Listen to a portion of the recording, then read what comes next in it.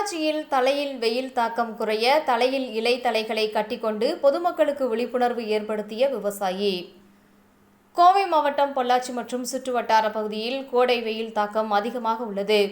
பொதுமக்கள் தண்ணீர் அதிக அளவில் பருக வேண்டும் என மருத்துவர்கள் ஆலோசனை கூறி வருகின்றனர். இதையடுத்து பொள்ளாச்சி அருகே உள்ள பாலமநல்லூர் கிராமத்தை சேர்ந்த விவசாயி முருகன் என்பவர் வெயிலில் இருந்து தப்பிக்க வேப்பம் தழை மற்றும் புங்க மரம் தலைகள் கொண்டு தலையில் கட்டி கொண்டு பொள்ளாச்சி பாலக்காடு சாலை, கோவை சாலை, வால்பாறை சாலை வழியாக பொதுமக்களுக்கு மரங்கள் வளர்ப்பது குறித்து விழிப்புணர்வு ஏற்படுத்தினார்.